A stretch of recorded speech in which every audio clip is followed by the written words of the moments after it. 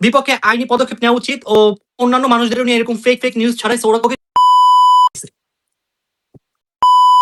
আসসালামু আলাইকুম বন্ধুরা, আশা করি সবাই ভালো আছেন। গত কয়েকদিন ধরে সোশ্যাল মিডিয়ায় একটি চাঞ্চল্যকর গুজব ছড়িয়ে পড়েছে। অনেকেই দাবি করছিলেন যে রাকিব নাকি আর বেঁচে নেই। এই খবর মুহূর্তের মধ্যে বিভিন্ন গ্রুপ, পেজ এবং কমেন্ট সেকশনে ছড়িয়ে পড়ে। কিন্তু আসল সত্যটা কি? আজকের ভিডিওতে আমরা জানবো সেই গুজবের পেছনে বাস্তব ঘটনা এবং রাকিব নিজে লাইভে এসে কি বললেন। এরকম একটা এআই দিয়ে বা একটা ভুয়া টুয়া ভিডিও বানিয়ে পোস্ট করে দেয় আর মানুষকে এমন ভাবে ম্যানিপুলেট করে যে নিউজটা আসলে মনে হয় সত্যি।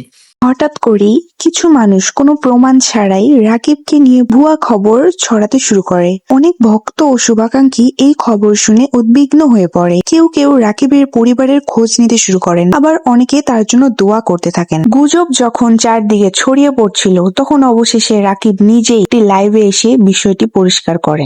আলহামদুলিল্লাহ গাইজ, আমি সম্পূর্ণ সুস্থ আছি। আপনারা যে নিউজটা দেখেছেন এটা টোটালি গাইজ ফেক।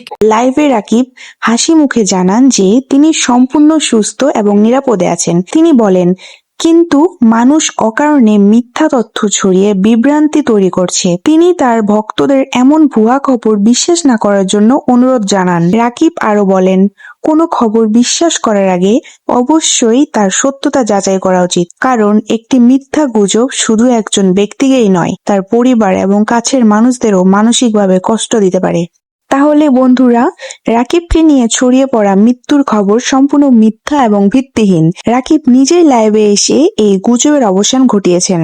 আপনাদের কাছে অনুরোধ, কোনো খবর শেয়ার করার আগে অবশ্যই সেটি যাচাই করে নিন। ভুয়া তথ্য ছড়ানোর থেকে বিরত থাকুন এবং অন্যদেরও সচেতন করুন।